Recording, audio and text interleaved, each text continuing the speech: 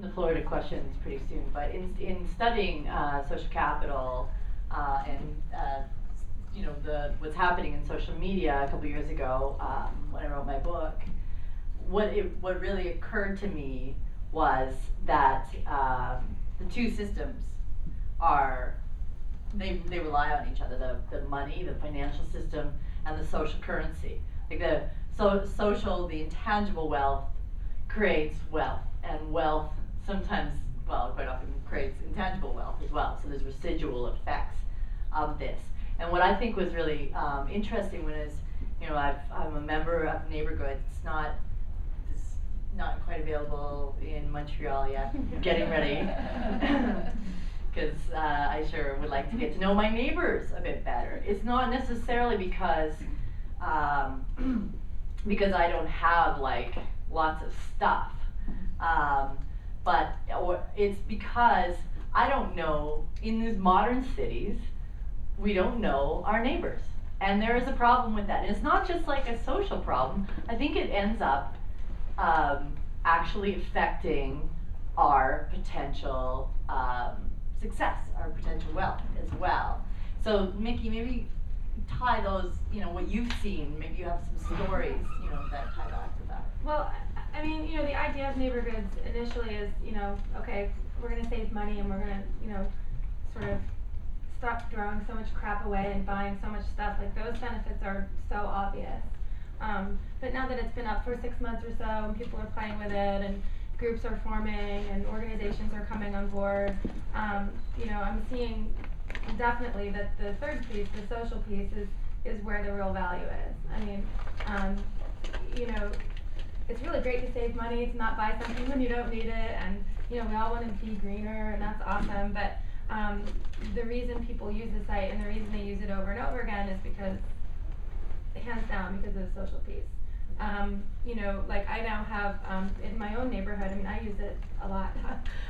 So in my own neighborhood, I now know people that live near me that I didn't know before that I met on the site, and we share, you know, fruit from our trees in our yards, and you know, we talk about the neighborhood, and you know, we vote for each other for neighborhood council, and I'm like super active in the neighborhood, which is so new for me and weird.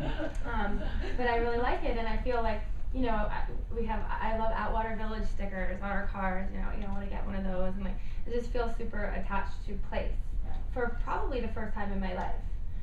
You know, like I grew up, you know, moving around a lot, and it just didn't really matter. You know, you'd like wherever you lived, you just moved, and you know, so now it's like I feel connected to the neighborhood.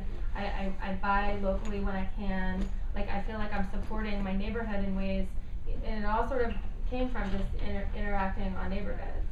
And as you see that local, as you see that local social value start to develop, that starts materially depleting from the global financial models, because you're not spending as much gas, because you're not driving across town to Home Depot to get a gardening tool or something. Well, the flip side of that is, I mean, you're spending more money in your neighborhood, and you know, people are probably going to spend the money somewhere, right? So if you save your money on a power drill, you know, maybe you can put it away for your kid's college fund or something. Well, and you can think about this, right, as well. So policing costs less, because all of a sudden you have a really great social network that within a neighborhood that watches out for one another, right? And courts, legal crime, system, everything. So there's a lot of money spent on the legal system. And then, you know, you have that neighborhood where you walk through it and you feel this difference, right?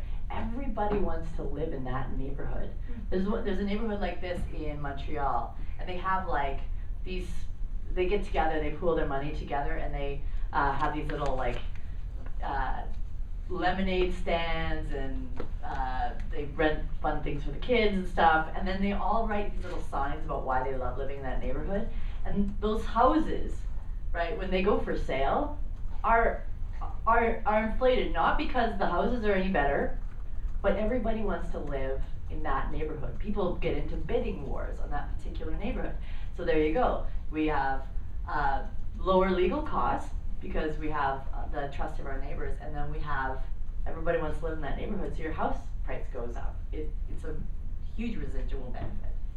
And that can be calculated. It's uncanny. We come up with about 1,000 to 1 all over the place.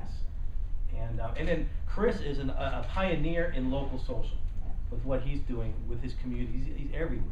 All we did was let go. And now we're going to try to grab a hold of it again and see what happens.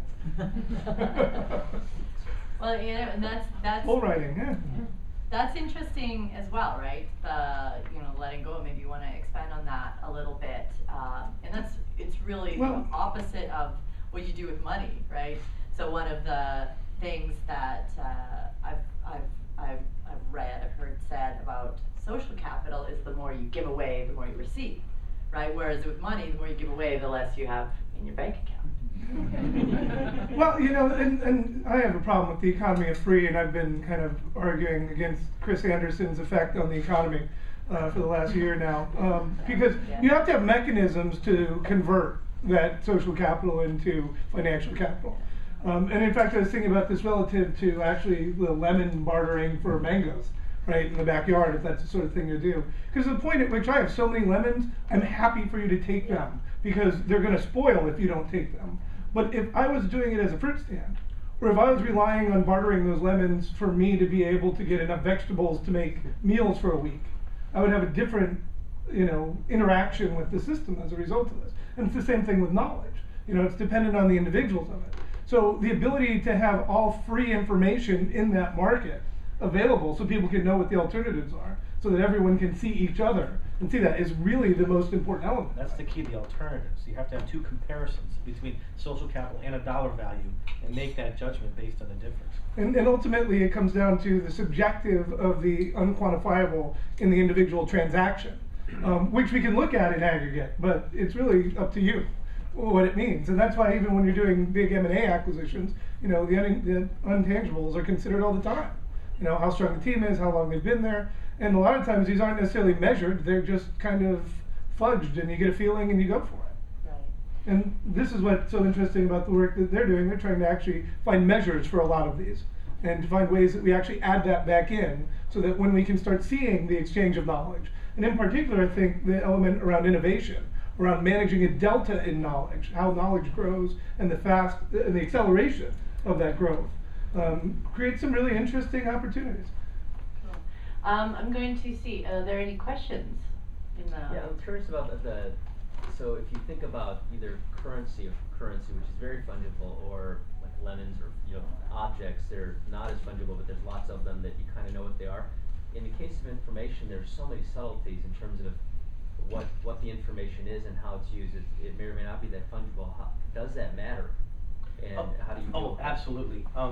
What he was just alluding to a minute ago is that we do have a relationship. We do have an algorithm which we're using. It forces us to sort of relook at what innovation is and what innovation does. And this definition is a little bit spooky, but it doesn't violate any other definition out there. But it's obvious that innovation is related to information and knowledge. That's something that everybody can accept. Another thing is the aha moment is a very rapid change in your knowledge in a very short period of time. Whether you fall off a bicycle or you have a great idea, an aha moment, you learn a lot real quickly.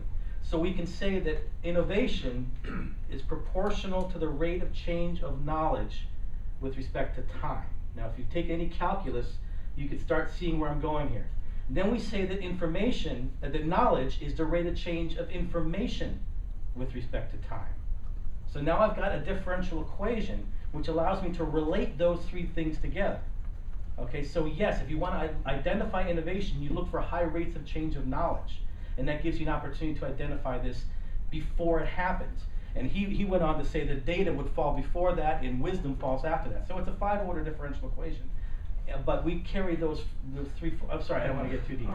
But that's the algorithm. Okay. But you know what? That's the exact. Okay. That's the exact same algorithm that 30 minutes later, I completely understood everything he's talking about. I promise you, it'll sink in. It's the same thing that Wall Street does when they construct one of those spooky financial instruments.